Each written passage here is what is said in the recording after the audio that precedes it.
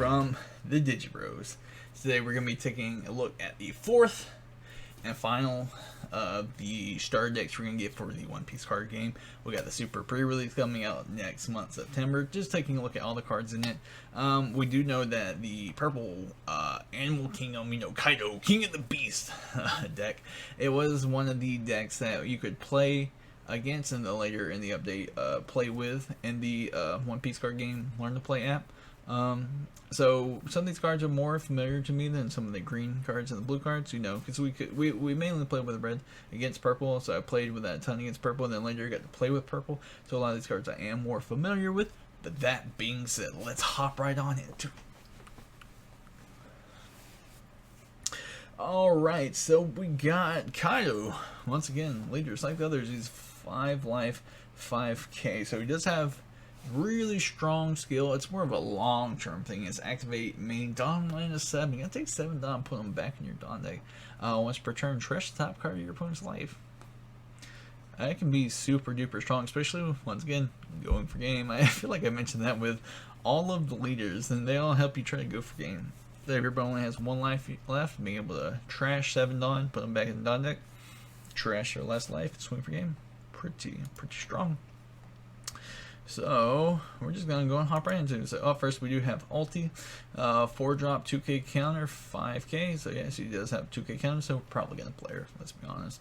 On play, Dawn -1. Play up to 1 page 1 character cost 4 less from your hand without paying its memory cost.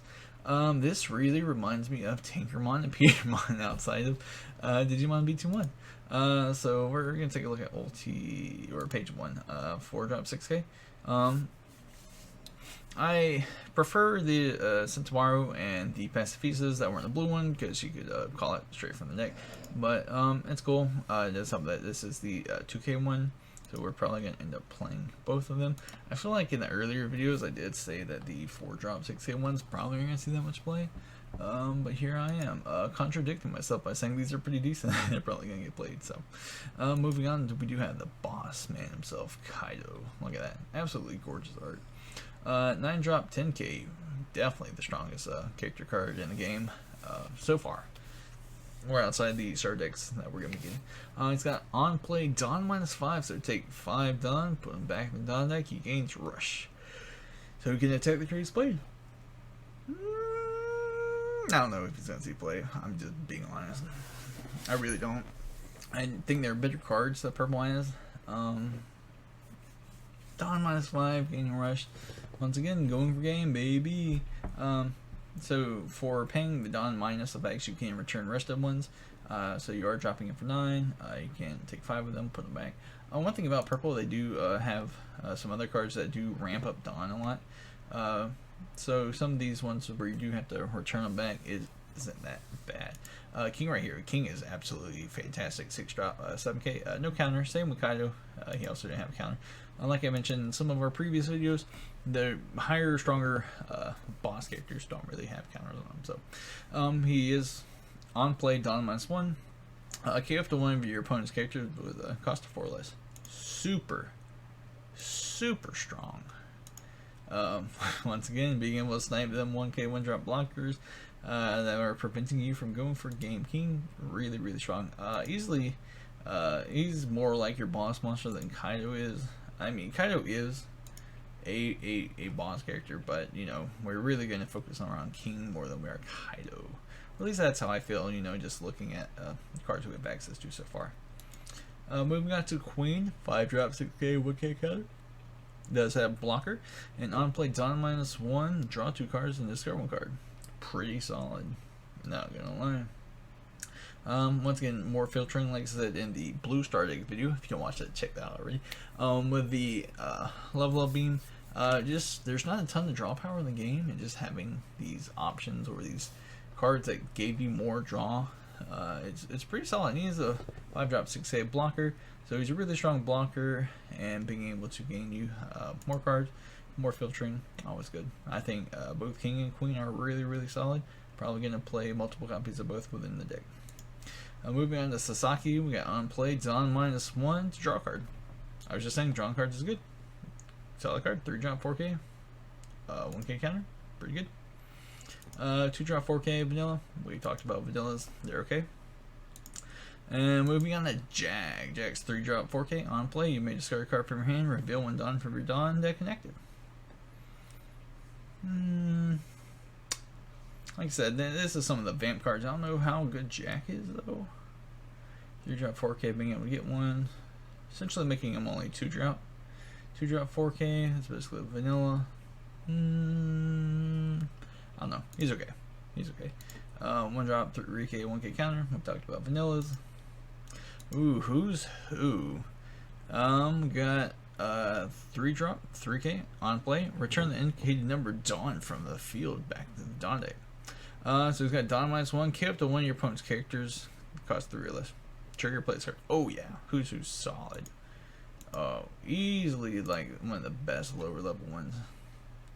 Probably better than Jack, TBH. I don't know. He's just really solid. Black Maria, 2-drop 2K, 1K counter blocker. Do they not have a 1-drop 1K blocker? They don't. Interesting. So yeah, Black Maria, outside the Queen. There's other blocker. Both pretty solid. Page 1, we discussed page 1 when we went over ulti. Oh, and then we got X Drake, 3-drop 5K vanilla. Once again, we've gone over the vanillas, baby. So yeah, we're gonna get into these in a bit. But out of the characters, I definitely think King's the best. Queen's also really good. Who's really good. Black Maria being at 2Ks, okay. Sasaki's good. Jack's okay. And then ulti in the page 1. I mean, you gotta have to play the ulti because she's the 2K counter. So I feel like if you are playing her, you might as well play page 1 with it. Yeah, a lot of these are just okay. So we got All-Star Calamities, 4-drop. Main draw 1 card, then add 1 Dawn from your Dawn deck to your cost area. Essentially making this 3 to draw 1. It's paying 3 to draw 1 worth it. Trigger after this card's main effect. Okay. I mean, if you hit it in life, it's pretty solid. It's cool though. It's got the King, Queen, and Jack in the art. Alright, so we got Brachio Bomber. Got old Big Mom in the art. I got 6-drop. Ooh, that's the most expensive event card we've seen in the game thus far. Main KO one of your opponent's characters would cost a 6 or less, then add 1 Dawn card from your Dawn deck to your cost area. Basically a 5-drop. Trigger, add 1 Dawn from Dawn deck to your cost area. I think this card's pretty... I don't know, it just seems a bit expensive though. I mean, I think it's solid, but it seems expensive. I don't know how I feel about it. Blast Breath, Dawn -1. Or this battle, your leader gets, yeah.